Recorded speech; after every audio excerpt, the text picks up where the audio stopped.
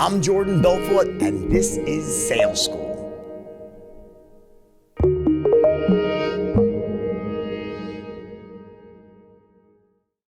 All right, here's the deal. As America gets back to work, you want and need every possible advantage out there to succeed in the new economy. Smart companies run on NetSuite by Oracle, the world's #1 cloud-based business system. So receive your free guide right now at netsuite.com/school. So the beauty of the straight line is what? That every sale is the same. The way we go about lining up those 5 core elements is the same every time. We use the same order. We go about it with the same tactics and strategies, right? So I say I think the end of that first module, I'm like, but there's one important element that needs to be in place here. You know, what is that? What has to happen to make every sale the same? And that is, you must be in control of the sale. In other words, the reason I looked at the strat nights that night and said, like, don't you guys get it? You know, every sale's the same. What I was saying is, like, it's so easy for me. Like, what are you guys even struggling about? Like, you know, because from my perspective, as a natural born closer, what I was doing intuitively, without thinking about it, was I would say things to people in a certain way that in those first few seconds, they were like, whoa, this guy, he's really sharp. Wow, he doesn't sound like the average bear, so to speak. You know, he's an expert in his field. So when you perceive that about someone, what do? You defer. You allow them to do their job. See, an expert's job is to what? To solve problems in a very narrow sort of, you know, in a narrow subject, right? You're an expert at something. You're not an expert at all things. So if I'm going to be selling someone, you know, Porsches or, you know, Mercedes, you know, I'm going to be an expert at that. I'm an expert at car sales, and I'm also an expert at my particular brand, my product within this sphere. I'm an expert at both. And because of that, I know everything there is to know about that particular product, that industry, and I can help guide you into making the right decision for you. I'm an expert in my field.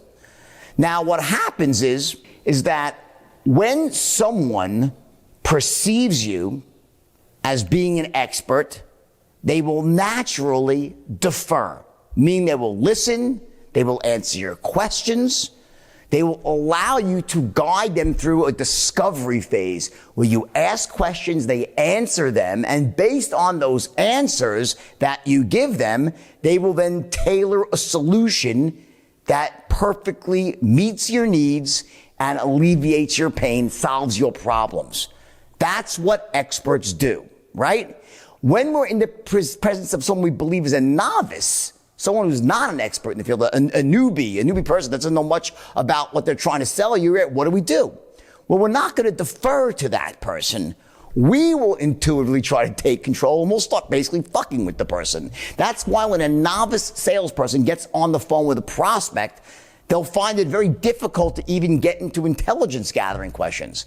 They ask the prospect a question, and the prospect will answer their question with another question. Like, you know, so how long you been living there? How long you been living there for? They don't cooperate, and because of that, the sale starts to spiral out of control.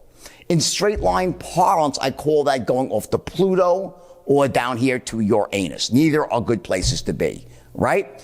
So that night that I looked at the strat and said, guys, don't you get it? Every sale is the same. This is what I was referring to. And then I said to them shortly thereafter, the next major leap of logic I had was I said, you have 4 seconds to accomplish 3 crucial things in the mind of the prospect. And if you don't capture those 3 things in the first 4 seconds, you're done. You can't close anybody. And you're like, 4 seconds? You know, what about, my mommy told me not to judge books by their covers, and so did my teachers, right? Well, guess what? Your parents told you that. Your teachers told you that. I'm sure many other people told you that. They all do, you do, and so do I. We all judge books by their covers.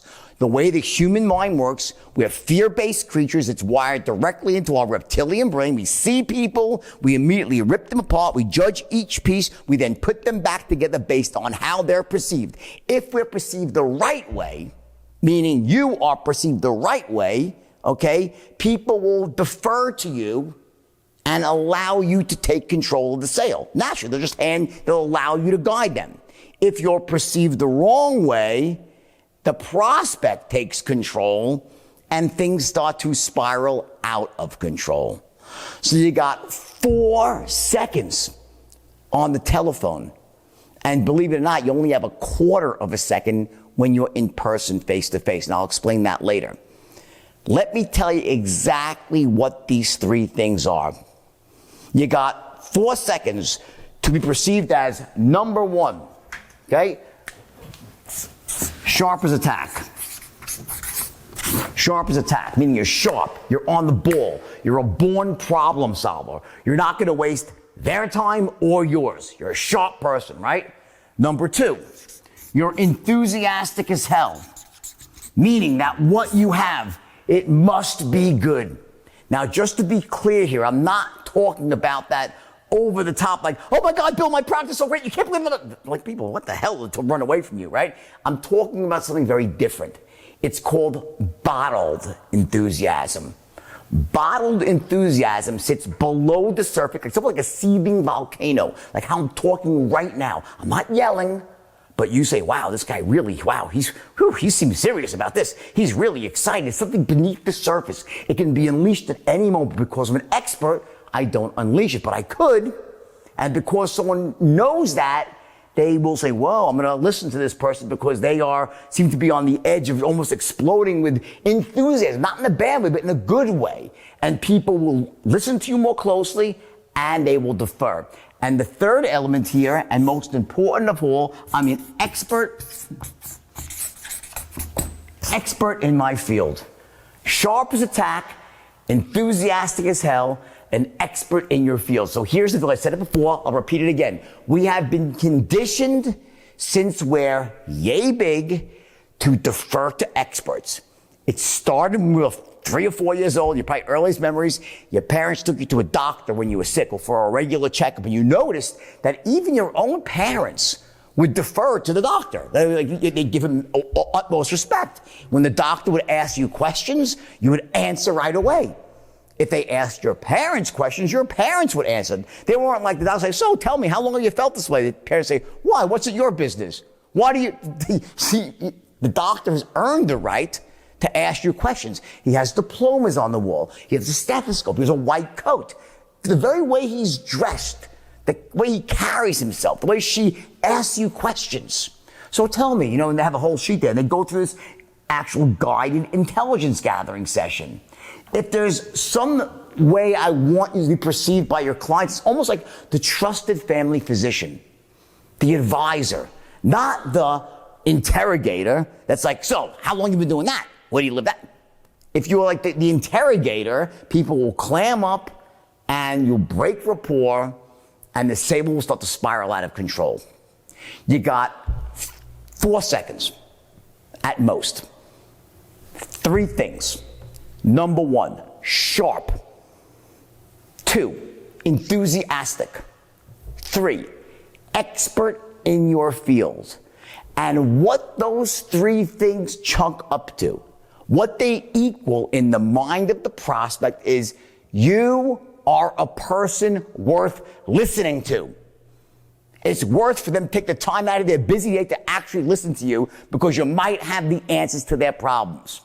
And then even at a higher level still, more importantly, because you can help them achieve their goals. You can help them get what they want in life. That's what experts do. They help us solve problems. They help us eliminate pain. They help us get the things that we need and want. When you are perceived this way, sharp, enthusiastic, an expert in your field, people naturally say, okay, fair enough. I'm going to defer to this person. I'll allow them to ask me questions and allow them to guide the flow of the encounter. So once you take control of the conversation, what it does, it opens up a universe of possibility. Why? Because now you can say, okay, I know that these 5 things that have to line up. I'm going to line up this one first, this one second, this one third, this one fourth, this one fifth, and I'm going to do it the same way every time. Yeah, some words might change here and there, but generally the flow of the encounter is going to be in the same way every single time. And you're going to learn with the straight line how, when the prospect starts to spiral off, right? Remember, we have those boundaries. So remember, I'll just put it right here in the bottom, small. Here's your straight line. You have boundaries above and below, right? Open, close. So if your prospect tries to spiral off with the straight line system, you're going to learn how to listen and say, yep, agree with them. Yep, oh, I see, right? And then you're going to learn how to bring them right back and move down the straight line forward towards the close. Different lesson, but all of this becomes possible because you took immediate control of the sale.